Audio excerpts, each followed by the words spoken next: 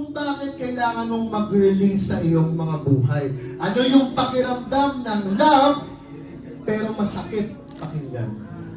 Kasi ang love, makinig kayo, hindi ang puro kilig lang, hindi ang puro bulaklak, chocolate, honeymoon stage, or whatsoever man. Kasi minsan, meron ding masakit na elements ang love sa inyong mga buhay. Kaya for tonight, may dalawang reminder si Lord na babaunin mo bago kayo umalis. Sila ulit? Ang first reminder, next slide please, that love is letting go. Sarap. Love is letting go. Kasi ang tunay na nagmamahal marunong magparaya. Pero, makinig.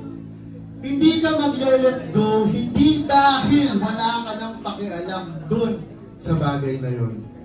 Kasi minsan, akala natin pag nag-let go ka na, ay cancel ka na sa akin, bahala ka na. Pero minsan, di ba, pag nag-let go tayo, kasi talagang nag-care ka pa rin. Mahal mo pa rin yung tao na yun kasi kailangan mo mag-let go. Kaya yan ang gustong sabihin ni Lord na love is letting go. Hindi dahil wala ka ng pakil, kundi next slide please, it means that you stop controlling. Because real love is not possession. It's not pressure. It's not fear of losing. Because real love gives freedom. Ganda. Palakpakan nga natin yan. It means you stop controlling because real love is not possession. Kaya tigil-tigilan mo mag-attitude na may karapatan ka sa kanya. It is not pressure. It is not fear of losing because real love gives freedom.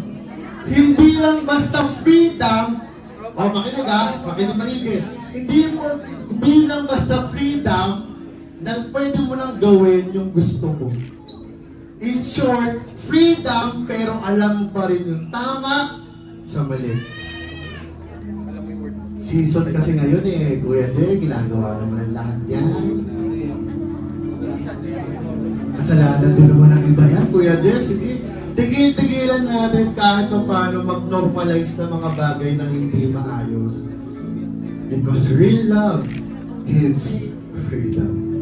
At sabi nga ni Lord, sa next slide please, 1 Peter 5:7, cast all your anxiety on Him because He cares for you. Ang Tagalog ng cast all your anxiety, parang nakita ko, parang itapon mo na, o ibigay mo na, i-let go mo na lahat.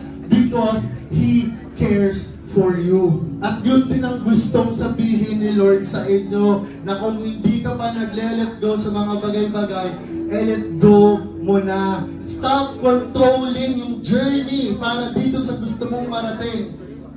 Stop controlling sa mga bagay na hindi mo talaga kayang i-control. Because He cares for you. At anong magandang mensahe na gustong sabihin ni Lord dito? Next slide please. That letting go is not a loss. It is a transfer. Trust. Ganda. Sige, picture nyo na.